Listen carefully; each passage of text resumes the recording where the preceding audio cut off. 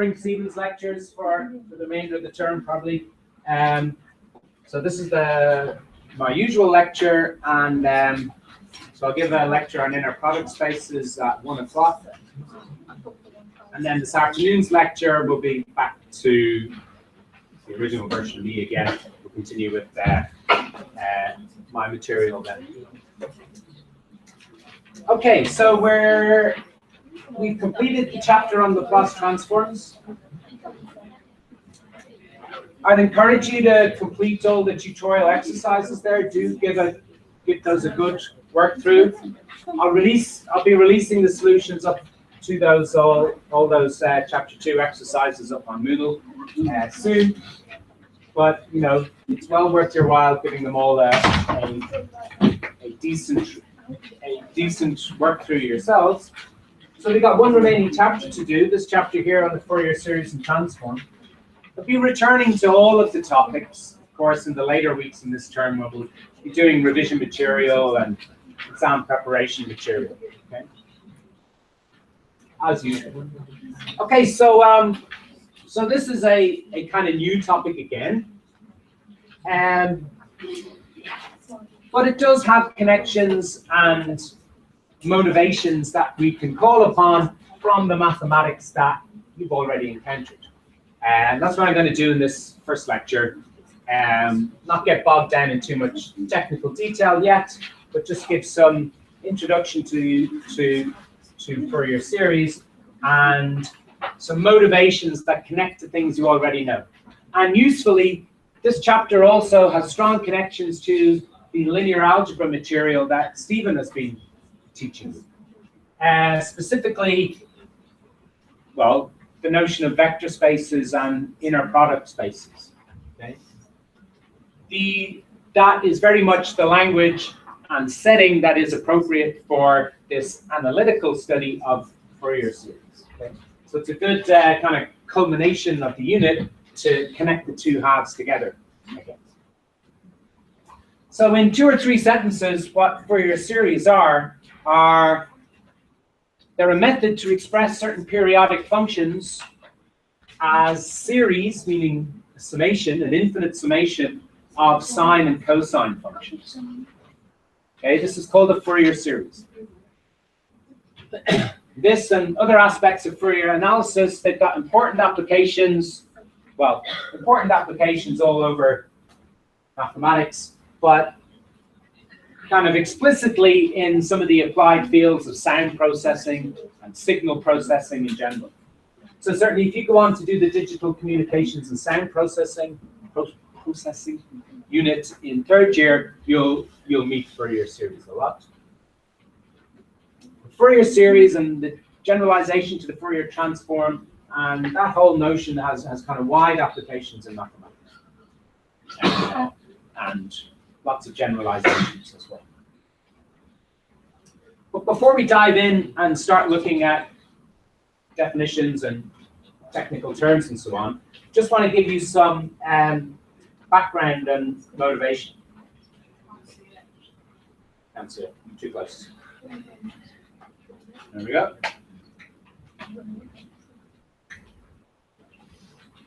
Okay, so Fourier series. So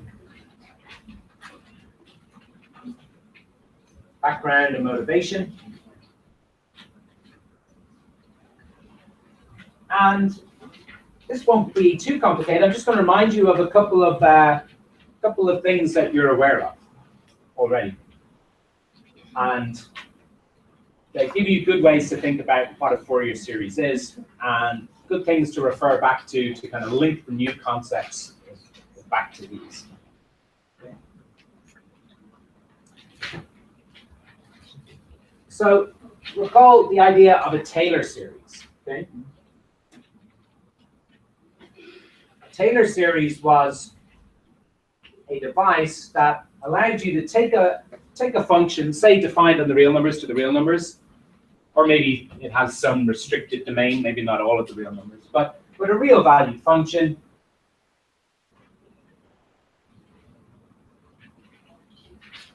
This function might have a Taylor, or we also called it a Maclaurin series. I say might have, most nicely behaved functions. There were some technical conditions. The function had to be well behaved, had to be continuous, have continuous derivatives, and so on. But what the Taylor series was an infinite sum for the value of the function, evaluated at some argument x, and at least in the Maclaurin series, so I've left a gap here because there's a big coefficient here, but the basic structure of it is it's like an infinite polynomial. Okay, we've got an infinite sum of powers of the variable x, beginning at x to the power 0, so beginning with a constant term, then going up by some multiple of x, some multiple of x squared, some multiple of x cubed, and so on. The coefficients came from evaluating the derivatives of the function at the origin and scaling them by m factorial. F brackets m, f with a superscript brackets, remember, means the nth derivative of f.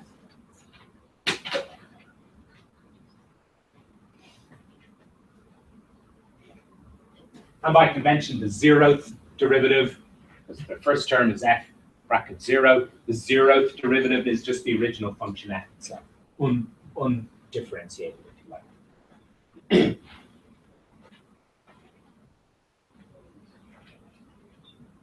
So it might have a Taylor-Maclaurin series, which is valid in a neighborhood of the origin, neighborhood of 0. Meaning sometimes for certain functions f, these things were valid for every x. So we're valid on the whole of the domain of the function. For other functions, there was a limited interval around the origin of radius called the radius of convergence, for which the Taylor series made sense. Maybe outside of that interval it didn't.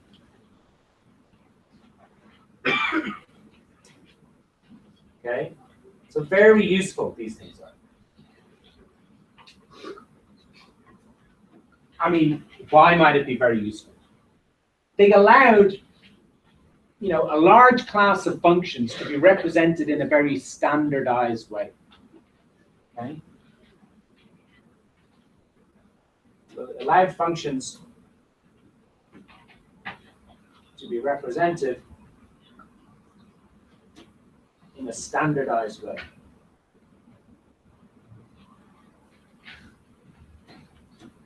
So, normally you think of the standard functions as being things like polynomials themselves, the exponential function, the logarithm function, the trigonometric functions, all the various different trigonometric functions. All these kind of standard family of functions and functions that you can build out of those using various operations. So you got a whole kind of menagerie of different types of functions, but through Taylor series, really, they're all kind of the same kind of object. They can all be represented, at least in certain parts of the domain, as infinite polynomials. So it puts them all kind of on an equal footing. And any kind of methods you build up for dealing with polynomials, this gives you a route to apply those methods to any function in general. Okay? So, for instance, if you know and understand how polynomials are integrated, then using Taylor series, you can effectively integrate any function that has a Taylor series. And that idea is repeated in several different ways. Okay? As long as you understand polynomials, in principle, maybe then you can use that understanding of how polynomials behave to understand how this quite arbitrary function behaves. And secondly, another aspect of the Taylor series is, now you see the Taylor series is an infinite series. Now that can cause problems. If you're dealing with infinite sums, you have to worry about convergence and so on. But if you taking some finite initial part of the series, So by that I mean if you cut the summation off at some point, didn't go on forever, but just stopped it at some point. So you had a finite polynomial. Okay, that wasn't going to be equal to the function, but that would give you an approximation to the function. So taking some finite initial part of the series provides an approximation to that.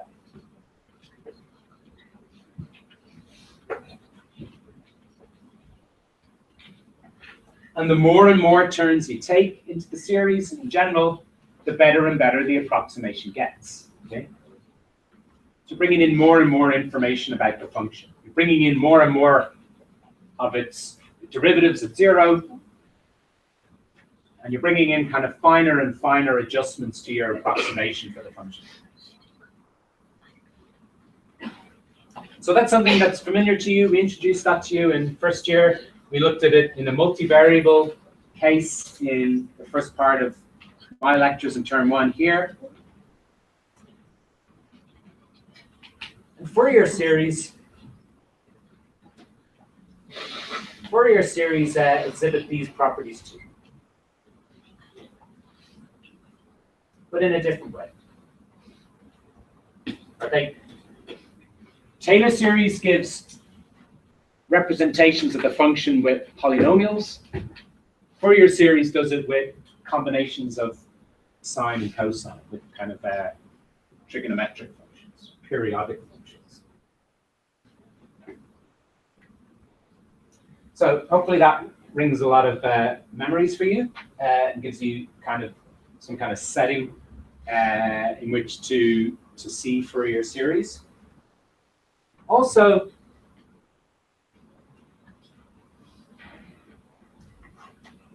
want to remind you of just reiterate some basic ideas of linear algebra to you. So you've been studying how a vector space has a basis. Many different bases. Bases are by no means unique, and often it can be useful to switch from one basis to another, depending on what you're trying to describe. Bases are useful for different things. Any vector from the space can be represented as a linear combination. A linear combination of the bases. So for example, G, if you think of the standard basis in R3, or V3R, as Stephen's been calling it. So what's the standard basis in V3R? The standard basis written as row vectors, 1, 0, 0. 2 would be 0, 1, 0. 3 would be 0, 0, 1. And if you've got any vector x from R3, we can write x as some linear combination of these three vectors.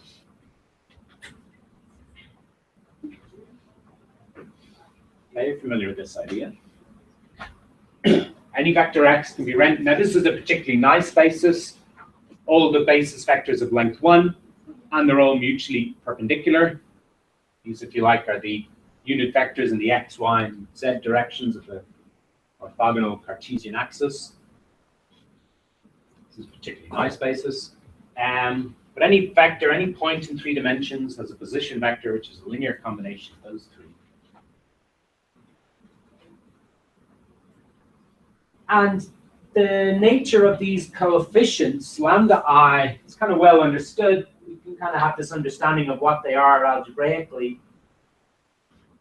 Is they are values of the dot product between the vector x and the corresponding basis vector.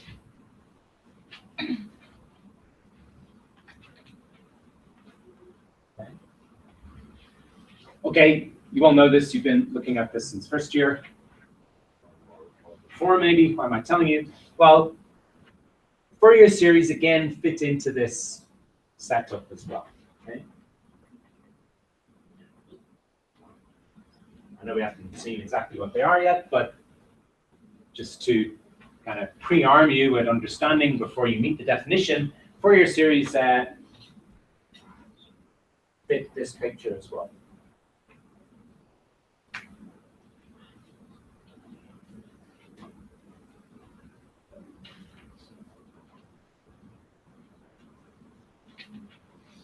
Meaning what? So I'll give you a little bit of the detail. So we consider an infinite dimensional vector space of, let's just say for the moment, suitable functions. It's just like Taylor series, you know, if you've got a wild perverse function, it's probably not going to have a Taylor series. It's non-continuous and it's all over the place. There's no rhyme or reason to it. You probably won't have a nice Taylor series. And similarly here, you know, arbitrary, you know, functions lacking any regular mathematical structure will probably not have a Fourier series. But well-defined, well-behaved functions will make those notions precise, of course. But this collection of functions is actually going to be an infinite dimensional vector space. A basis for this, so this is where the sines and cosines come in. Well, okay, the first thing in the basis is 1. Now, what do you mean by 1? By 1, I mean the constant function 1. Constant function that takes constant value 1. Cosine x, cosine of 2x, cosine of 3x, and kind of spot the pattern.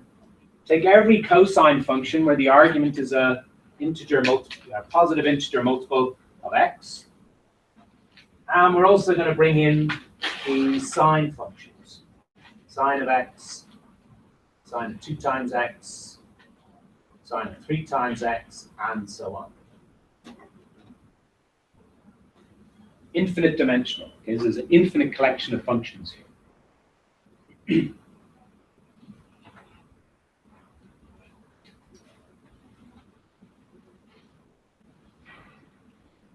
So let's look at it. We've been dancing around it for enough times. Let's look at one. So Fourier series looks like the representation of the function f. Now, for traditional or conventional reasons, the constant coefficient, which is the coefficient of the constant function, is rescaled by a half. Don't worry too much there. I mean, the point is there's just some constant term. And whether you write the constant term as some general A0 or a half of A0, it's still just a constant. Okay? But for traditional or conventional reasons, to make some other formulae appear nicer, it's factor of a half is taken out. Okay? So the coefficient we need here is A0, and that's, take half of the size of that. And then you've got an infinite sum of all the cosine functions. Traditionally, their coefficients are written as AMs. Then you've got a second infinite sum of the sine functions, and traditionally their coefficients are written as BMs. And that's what our Fourier series is. It's the same, same kind of animal as a Taylor series. It's an infinite sum of standard functions for an arbitrary function. Taylor series was an infinite sum of polynomial terms, x to the power n. That was the standard building blocks. Here it's an infinite sum of standard functions, but the standard functions are all the cosines, all the sines, and the constant functions. Just like in Taylor series, have a constant term at the beginning as well.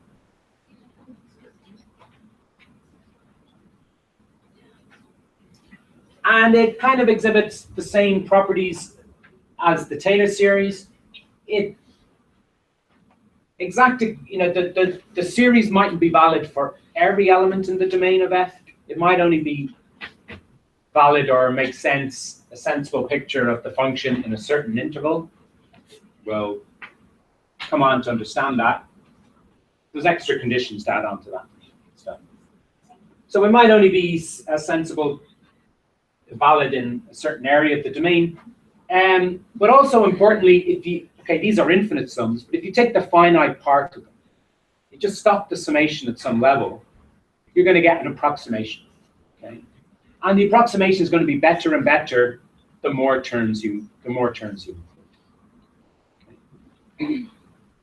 So if you only wish to operate at a certain level of accuracy, and when you get close to applications, that becomes relevant. You don't need arbitrary accuracy in lots of applications. There's a certain level of accuracy that's good enough, and that can correspond to being happy to deal with the Fourier series with only a certain number of terms.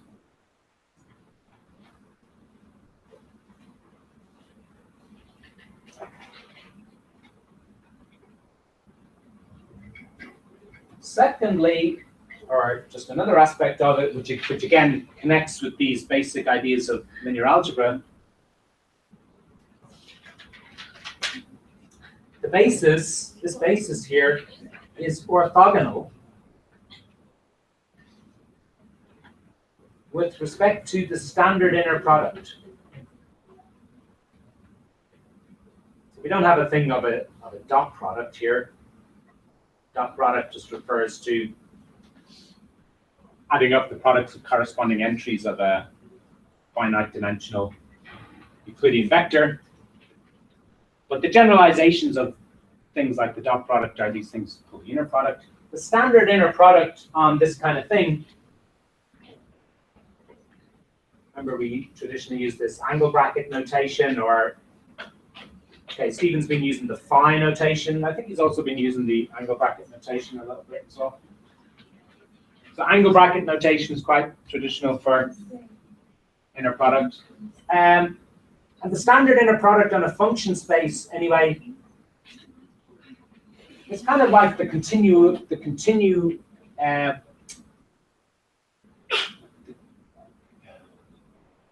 what's the word? Continuum. Continuous. It's the continuous version of the dot product. Okay, not adding up the products of corresponding coefficients of a vector, but integrating the products of corresponding values of functions.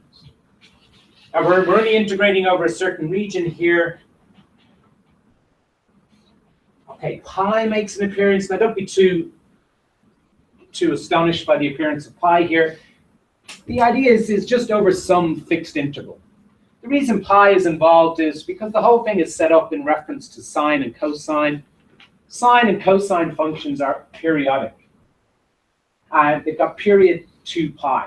So if you look at sine and cosine in any interval of length 2 pi, you're seeing everything about the behavior outside of that interval is just a repetition of whatever it's doing in any interval, any connected continuous interval of length 2 pi. So which interval are you going to choose? You may as well choose the one that's centered at the origin. Okay, so this is of length 2 pi with 0 in the middle. So with respect to this inner product, the basis vectors, the basis functions are all orthogonal. And what that means is, if you take any two of those and take their inner product, it's going to come out as 0.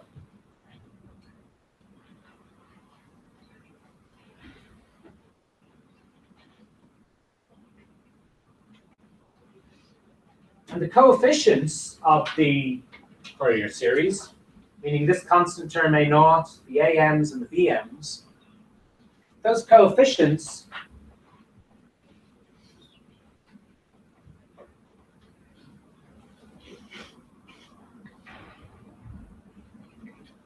are given by formulas involving the inner product of the original function f with one of the basis functions, maybe 1 cosine mx or sine mx.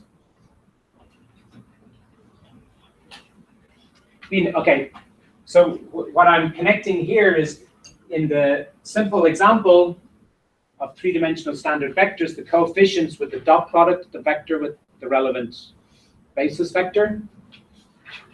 Just straight lambda I is equal to dot product of x with ei. Okay, I'm not writing down the exact formulas yet. We'll come to those in due course, but they're basically quite similar to that.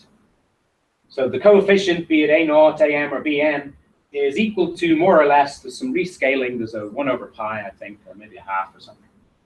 So some kind of rescaling, but it's essentially just the value of the inner product of the function f that you're generating the Fourier series for, and the relevant basis function. Constant function 1 for the constant coefficient, the cosine for the AMs, and the sine for the BMs. So although it's kind of more complicated, it's in a more general setting, an infinite dimensional vector space of functions, and you got an infinite basis, and you've not got a simple dot product, but you got this continuous inner product. It's very much, the kind of grand picture of what's going on is quite similar to this very familiar notion you have with the standard basis in B3. There's a lot of connections and kind of resonations with those simple ideas.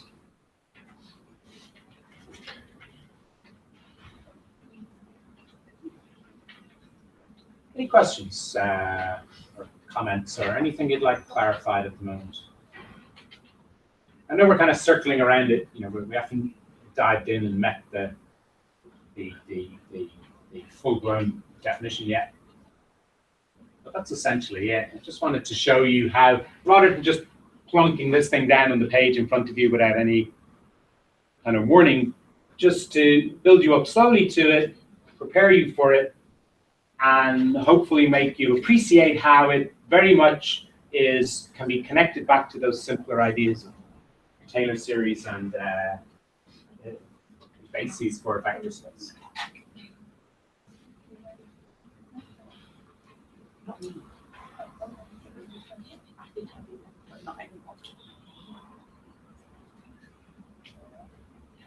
Okay, so even more, before we engage with kind of the initial parts of the theory, let's just look at a Fourier series, because they are also very visually appealing things. And it's very much, the Fourier series is definitely very much something you think of through their plots. Okay, you can appreciate a lot of what's going on when you look at the plots of it. Okay, that's what we're going to do now. So I've added a link to Moodle this morning.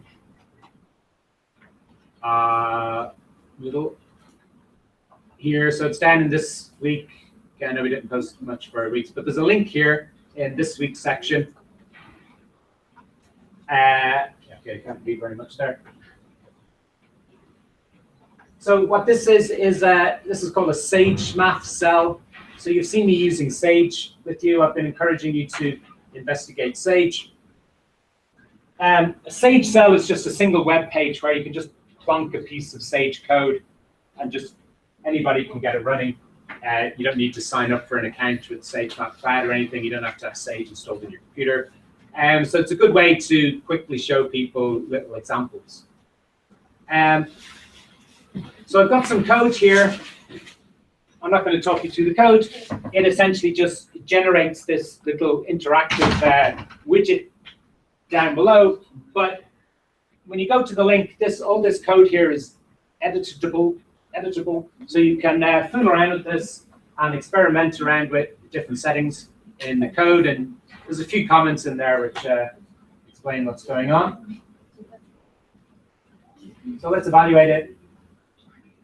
Now, what we're doing here is we're...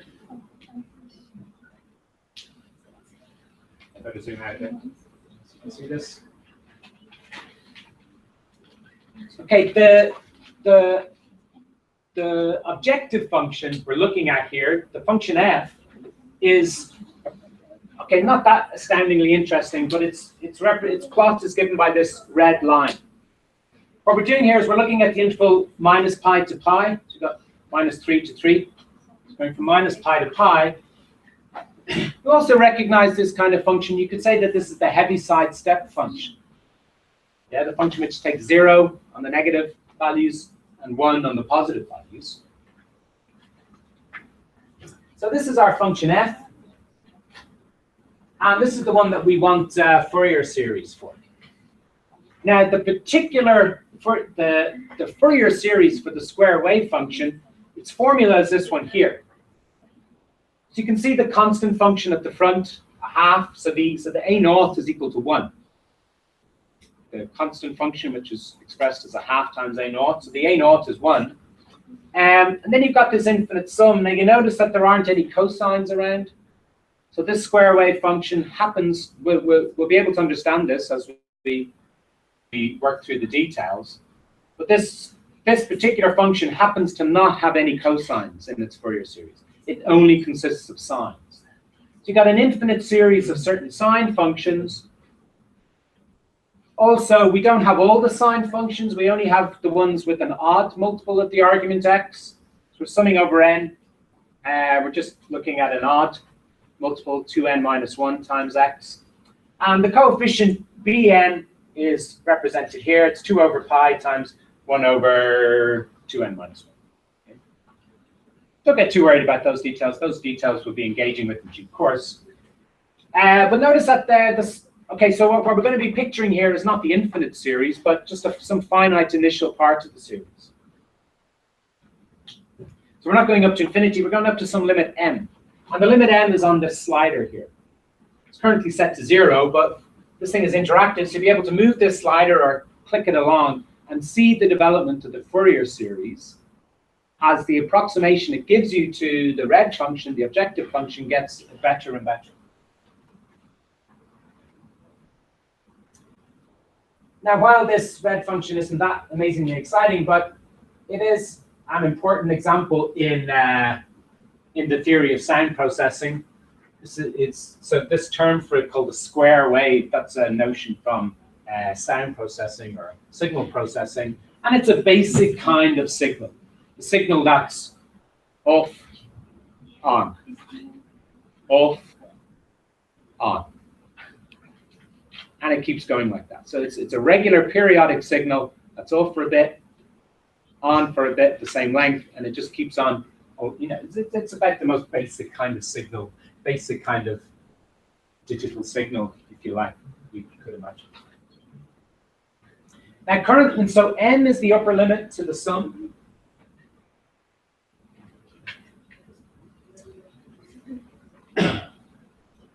So if m is set at 0, that means we're only using a constant to approximate the function. So what's the best constant to use to approximate the red function? See, half the time it's 0, half the time it's 1. If you wanted to give the one constant that best summarizes the function, you should take its average value, shouldn't you? So the value of half, which is this blue line here, the blue line is the Fourier series. But this is just the constant term. The best constant, the constant that does the best job of approximating the square wave, is the constant of half.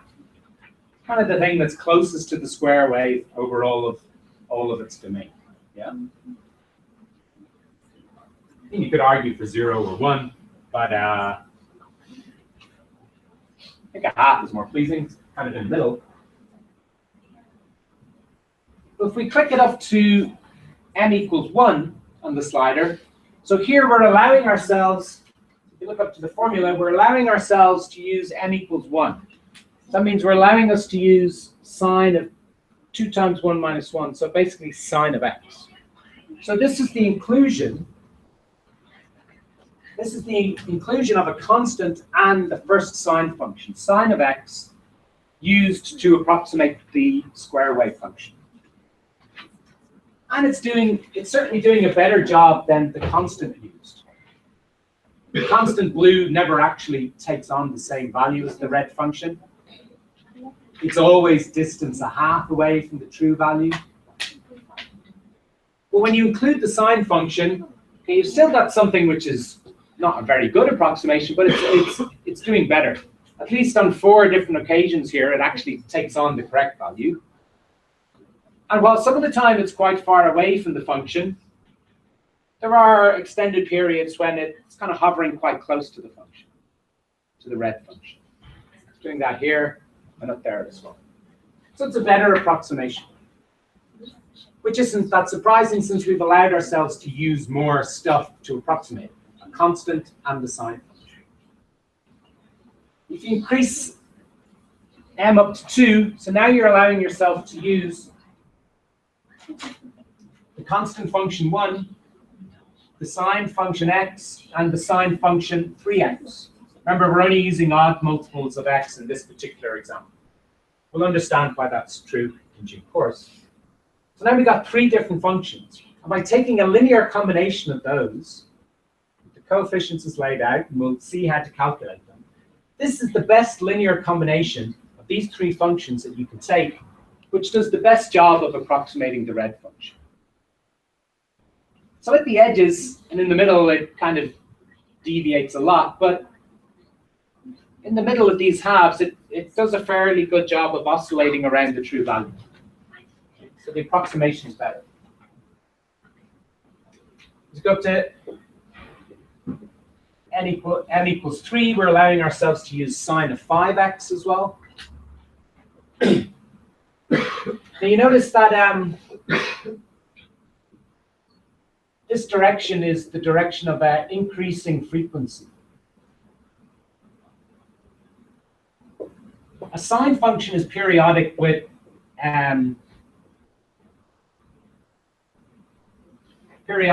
period 2 pi. Yeah.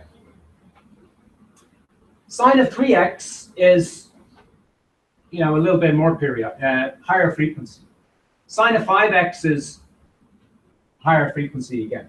So these functions that we're bringing into the picture have a higher and higher frequency, and that's what allows us to stick close to the function over those periods. Because the functions we're bringing in of higher frequency, so that allows us to correct.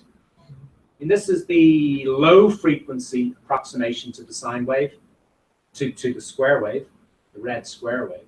But as we allow ourselves higher and higher frequency terms, here is the one that goes all the way up to sine of 7x, higher and higher frequency corrections to the original square wave. So you can carry this process on. By the time you get up to 17 different sine functions, this is what the Fourier series is. Okay, you've got very good approximation to the square wave. Where it can do. Now you get these weird things happening at the edges, kind of. There's a large deviation there, and a large deviation at the edge, and kind of a largish deviations in the middle. Of course, this point is a point of, the point x equals 0 is a point of discontinuity for the square wave function. The Fourier series is a linear combination of sine functions. These are all continuous functions. When you take any linear combination of them, it's again going to be continuous.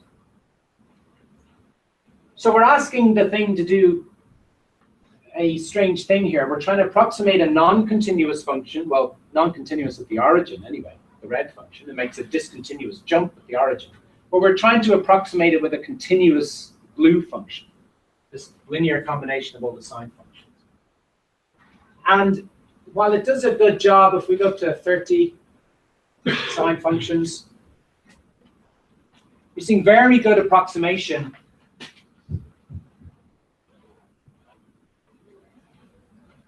it's generating each and every one. You're seeing very good approximation over a lot of the domain. Well, as you get closer and closer to this point of discontinuity, there's this kind of erratic behavior. Now, I said, or we claimed, that as you took more and more turns in, you got a better and better approximation. Now, this looks fine along here. Yeah, you got quite a good approximation here. But here, the approximation is bad. And you can never get rid of these bad bits near the point of discontinuity. But it's still true to say that the approximation is getting better and better because the bad bits are getting squashed closer and closer to the point of discontinuity. So if you look at n equals 30 there, the kind of bad bit starts, around here. But if I increase it up to n equals 70, while we'll still have a bad bit, this will regenerate. The bad bit, it begins even closer to the point of discontinuity. So you've still got this bad behavior near the point of discontinuity, but it's getting concentrated closer and closer to the point of discontinuity. So by now, I mean, if for the purposes of if this was an audio sound signal, we'll be looking at that kind of interpretation of it a lot in the third year sound processing unit, if you choose to study that.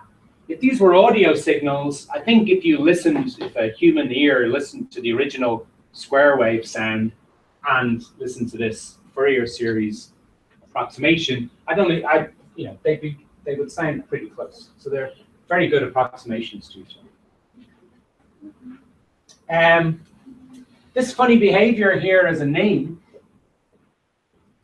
and we'll kind of be able to study this a little bit. This is called Gibbs phenomena. This kind of nervousness around a point of discontinuity. Okay, the function is doing fine. I mean, why couldn't the function just stay close to red all the time and then hop up to there?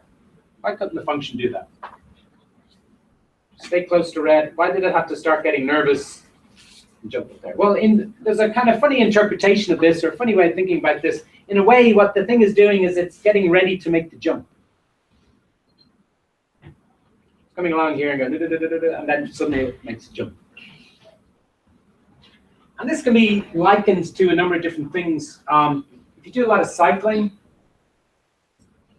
or even a lot of, say, fast car driving, hopefully legally, but if you're traveling fast and if you want to make a sudden turn, if you're going on a bicycle and you want to take a 90-degree turn to the left, if you actually try and do it and build up a fair speed, it's actually extremely difficult to just cycle straight and then immediately turn left. You'll probably fall off or something, or you won't be able to carry it out. What you actually do, what you naturally fall into and you accumulate the habit of good riding style is if you're flying along and you want to turn left, you actually make a little turn to the right first. You kind of make a preparatory and then go left. And this motion of building up your turning by first making little turns helps you to execute the severe turn. It might even be true of racing car drivers as well. And if you're coming down to a severe corner, maybe you swerve out first and then turn into a corner. Or maybe even when you see a hurdler or a long distance, like a steeplechase runner, and they're approaching a high jump, and they're running along. Very often they do these little skips before the jump, trying to line things up, trying to prepare for the sudden change in behavior. Okay? So that's been likened to this notion of Gibbs phenomenon. This is the best way that the Fourier series can approximate this discontinuous function. It needs to make these nervous wobbles before it makes the big jump. Okay, so this was just an introductory lecture, just trying to set up some of the context. We haven't kind of got our hands dirty yet with the formulae, but we'll do that in the next lecture. And we'll do our first kind of calculation exercises with it. I'm going to see you later on this evening. Okay? You can find the link to this widget on Moodle.